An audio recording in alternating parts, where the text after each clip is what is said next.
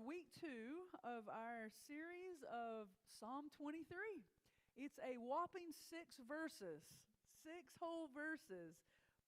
Without doubt, one of the probably the most recognizable psalm that there is, and one of the most quoted verses, or maybe scriptures in all of the Bible. Most folks would know it. Artists have been painting it or doing some kind of expression of it for more than actually millenniums, I guess you would say. We have this painting that my friend Steve Ashby's uncle, he did a whole series, huge collection of biblical-based, scripturally based paintings, and this one of Psalm 23, and he let us borrow it for this series, and I appreciate that. And he had another one of David that he allowed us to borrow, which I appreciate. And because Psalms are an artistic, it's poetry, right? It's an artistic expression, inspired by God, no doubt, but wrapped in human emotion. And because it has this artistic piece to Psalms, it's just a great opportunity for us to use art as a part of this series. So I want to use every week just some kind of way that people have expressed the psalm. And I have two for you today. This first one, well, Molly will get those pulled up. These two are modern artists. And the first one is it's just a stained glass, but it's actually electronically or digitally done, but it's a stained glass rendition of Psalm 23. And then this next one, look at it. Can you get that, Molly? This one I love this one. Isn't that pretty? It's very fitting for our scripture today. I especially like that one. It fits very well what we talk about today as we talk about verse 2. You can leave that up for a second, Molly, of Psalm 23. So let me just remind us quickly as we read Psalms. We've talked about this before, but we read it differently, don't we? Psalms don't read like the Gospels or the Old Testament narratives. They're different because it's poetry. It is the Old Testament hymnal. Now, I chose Amazing Grace for us to sing because I want you to kind of identify with the way the Psalms would hit someone as in the Jewish people. It was a part of their lives. It was a part of their individual response to God, but also as their community. So think about how you feel when you sing Amazing Grace. It's such a part of us, right? We have memories that come into our mind. You can't really think about the community of faith without that song, right? Well, that gets us in the place of understanding the role that the Psalms had in the life of the Jewish people. So David is attributed 73 of the Psalms. They're either they think he wrote them, or they're kind of dedicated or attributed to him. Some of them we know why they were written. Others we're not sure why they're written. But what we are pretty sure of is that he didn't write this psalm while he was just a shepherd boy and carefree and life is going grand. This came later in life, and it reads that way, doesn't it? It's possibly much later in life. Jewish tradition teaches this about Psalm 23, which I think is really interesting. This is what they teach. They teach that David it was during the time that he was running from King Saul, who was trying to murder him because he was jealous of what was about to happen. He was going to be replaced by David, and at this point, King Saul's mind has pretty much hit the road. So the tradition says that he was in the Judean forest about to die of hunger and thirst. And in a similar way that God saved the Israelites during their time in the wilderness by providing food for them, that God miraculously provides food and water for David and saves his life. Now, this is what Jewish tradition teaches, okay? So his response to God's provisions for him is to write the song. And he sings this as a gift to God. But also, it's an expression of gratitude for what God did for the Israelites in the wilderness. So it becomes this powerful poem and song that their community would sing and celebrate. This had been going on long before Jesus was born, even. So isn't that neat? So that's what tradition says. Do we know that for sure? No. But what we are pretty confident, this happened a little later in his life, and it probably happened over the result of a hardship. Not because life was easy, but God's provision in a time that was difficult.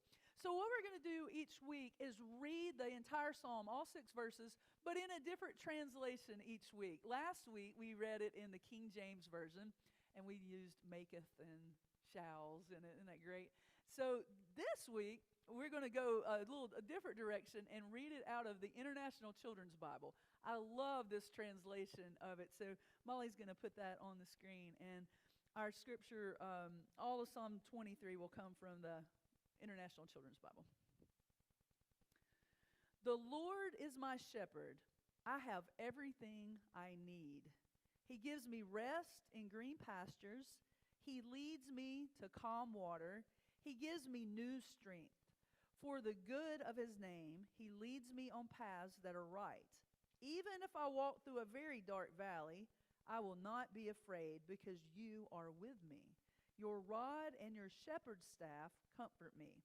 You prepare a meal for me in front of my enemies. You pour oil of blessing on my head. You give me more than I can hold. Surely your goodness and love will be with me all my life, and I will live in the house of the Lord forever. Amen. So, I don't know about you, but when I listen to this, I have all these images of all this art in my mind. Do you guys do that? Do you can see? It was like almost that image we just had of the water, and there's Jesus, and then there's the lamb. I mean, I see all this. It's such this beautiful, beautiful expressions. So David is using this metaphor that was very familiar to him. He was a shepherd. He got it. He was a good shepherd, too. He did a good job. The Bible tells us that he could take out lions and bears and all this stuff. You know, he was a good shepherd. He cared about his sheep. He understood what it meant for how a shepherd cared for sheep. And so that was his metaphor for God. David said, for me, God is like a shepherd. And he fills in the blank for that. Now, we talked about that a good bit last week. So this week we're going to focus on verses 2 and go right into verse 3, just the first part of verse 3. And it reads like this in the NIV. It says, He makes me lie down in green pastures. He leads me, you've got this one, Molly. He leads me beside quiet waters. He refreshes my soul.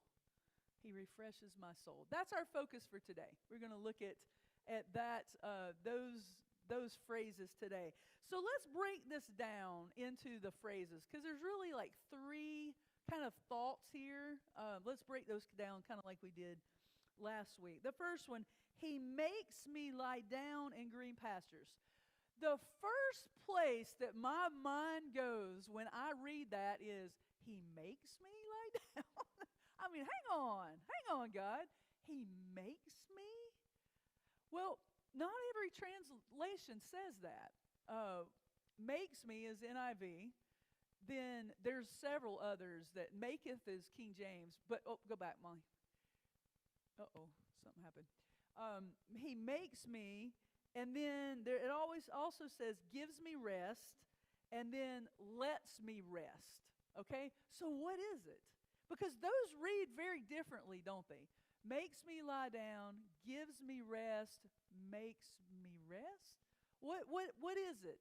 Is it that he forces me to do it? Or he allows me to do it? Well, I think something that helps us with this, and that was kind of my big question about this scripture for this week, and as I started looking at it, I realized that he's using the metaphor of shepherds.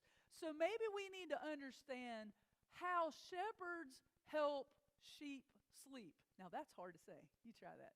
How shepherds help sheep sleep. If we can know, like, historically how they did that, maybe it would help us understand, is he talking about, God is like, like a sleeping pill, popping him over the head to make him sleep or not. So here's some ways that during this time, shepherds would help sheep sleep. I have to say that really slow. Here's some ways. Number one is that they would provide safety and security. Okay, so the shepherd's job was to make sure that the sheep were safe. Now, these are very vulnerable creatures, right? And so when any creature is sleeping, it's vulnerable. So it would make sure that they were safe both, and we talked about this last week, from thieves and also from predators, so that they have this environment that they feel. Now, we know what this is like because we know if we don't feel safe, it's highly unlikely we're going to go to sleep, right? So that was the first thing that shepherds would do to make sure that they could sleep. Here's the second one, that shepherds would give them gentle guidance. Now, sheep aren't great at taking directions. That's probably going to surprise you that we're compared to sheep, right? They're not great at it. They're really not. They're not really excited about it, and they get spooked very easily. They'll just freak out, and then they just all start running different directions when that happens. So the shepherd uses calm and gentle behavior to help them settle down, helps them feel okay and secure, and then talks to them in a way. It'll remind you about how you would talk to your children. The last thing you wanted to do for your 3 or 4-year-old is get them riled up before bed, right? It didn't go well. It would take hours to get them settled down. So shepherds would do that as well. The next thing they would do is meet their needs. So we know this in our own bodies. If we're really hungry or really thirsty, it's hard to go to sleep, right? So the shepherd would make sure that their needs were met, that they had food and water so that they can actually rest. Here's another one. The shepherd watches for signs of stress. Now, this is a flock, so if one of them gets all riled up, then maybe everybody gets all riled up. So the shepherd watches out and tries to look for ways that they're getting unsettled or stressed out and helps them calm down. It sounds a little bit like parenting too, doesn't it? Just a little bit.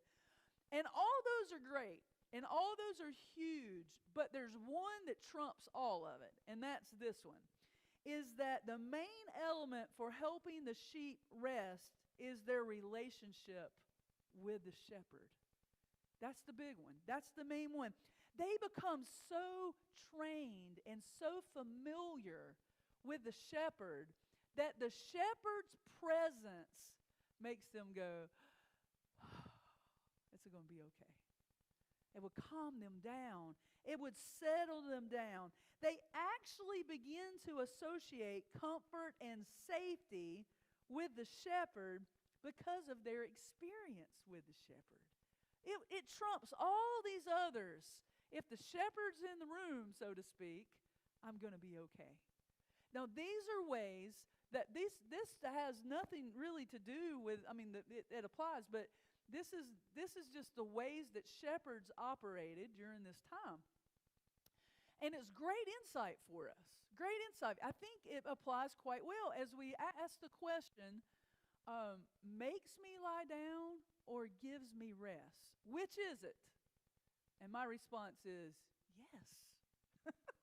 yes. Yes, it is somehow all of that, because it is the shepherd's role to provide the way by which the sheep could rest. And so David is expressing that in this metaphor from God, and he says, he makes me lie down in green pastures. He did all that was necessary to take care of me. He had it all prepared. He made it possible for me to rest. What David is describing is deeply relational. It's deeply relational.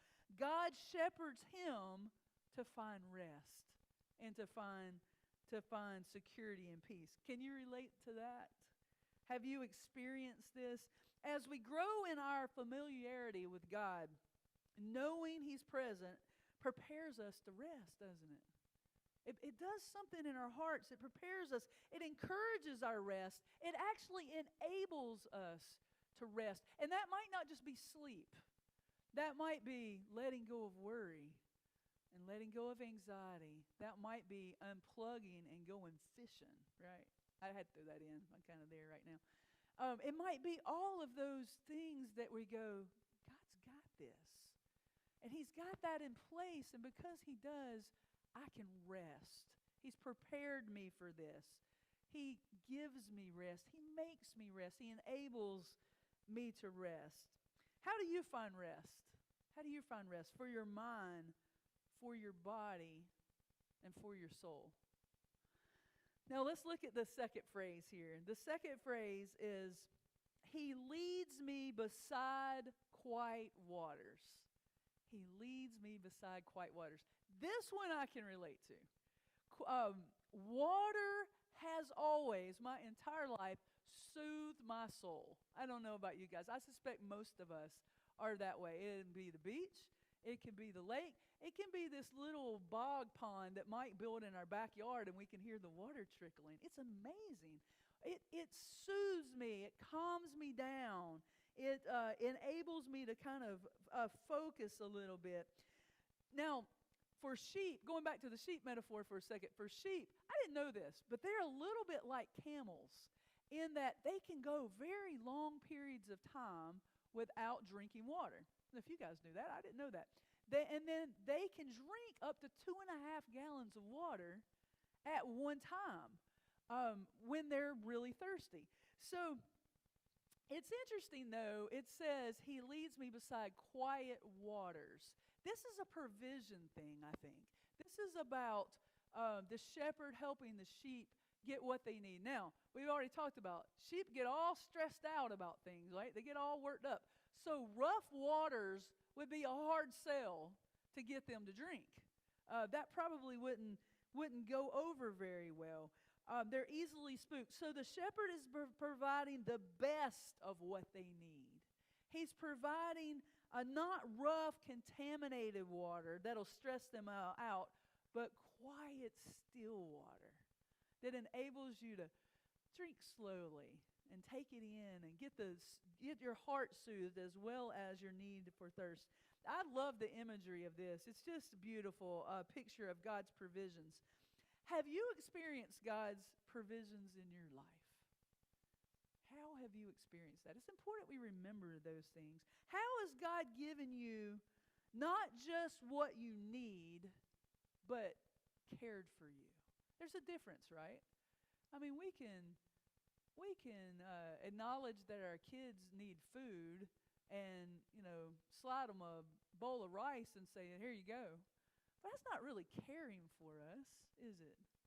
Or we can encourage them and love them and prepare food that we know that is great for their body and meets their needs. That's the difference in this for me. That God does more than just meets our needs. He cares for us. It reminds me of the verse from Ephesians 3:20 that says this, Now to Him who is able to do immeasurably more than all we ask or imagine, according to His power that is at work within us. Mike and I actually have that reference on our wedding bands because that was a verse that mattered to us. We felt like God did more than we asked. And I see that in this psalm as David is going, okay, you've met my needs, but it's more than that. It's bigger than that. You care for me. You take care of me. God's care for us is greater than just meeting our needs. Okay, let's look at this last one. The last one says this, the last phrase. He refreshes my soul. Oh, it's 4 words. He refreshes my soul.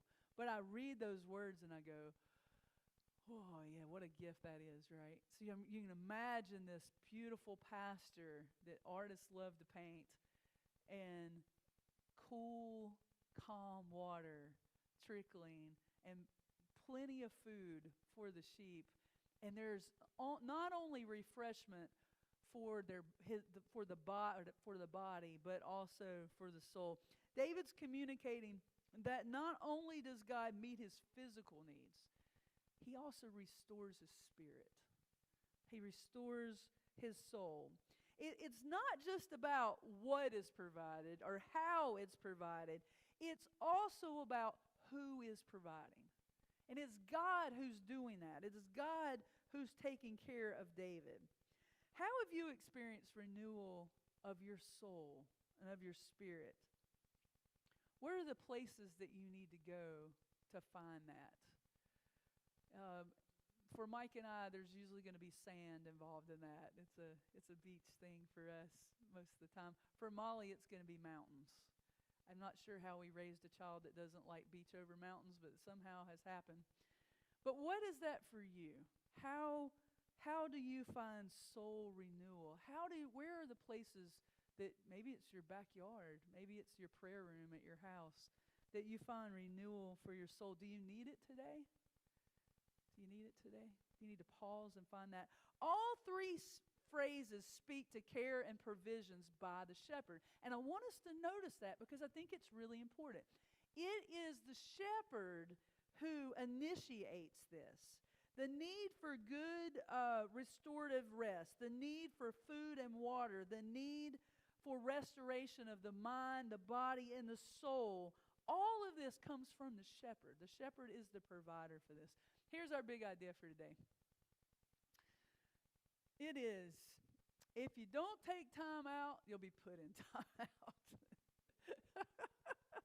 Time out. I know, you got to laugh. Come on, you can remember that, right?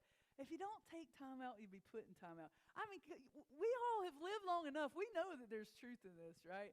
I'm not suggesting God calls us these things. We do it to ourselves, right? Maybe there are times that God helps that along a bit, but our bodies tell us. They tell us when we need to rest. Our bodies tell us. We get all the signs. We get the warning signals. We get the woo, woo, woo, be careful, be careful, be careful, right? All that happens. And when we don't listen to that, and we go, I got this, I'm just going to push right through. I was thinking the other night, and y'all are going to just, I don't know what you're going to do with me for saying this, but it's true. And I thought, if I could just figure out not to sleep, I think I could get everything done. If I could just take my sleep down to just a couple hours a night. Anybody ever think about that? I mean, really, it's like I blow a lot of time sleeping, right? This sermon is probably for me in that. But this is so very true. If we don't take time out, it's going to happen. It's going to happen. We've got to do those things that are necessary. Our bodies tell us this. When we refuse to slow down and take care, and hear me on this, of our minds, our body, and our spirit, when we refuse to do that, our physical bodies will start screaming out at us, right? Just stress alone depresses our immune system. We know that. All those things happen, and we begin to have a lot of challenges. God made us for rest. He made us for rest. He designed us this way.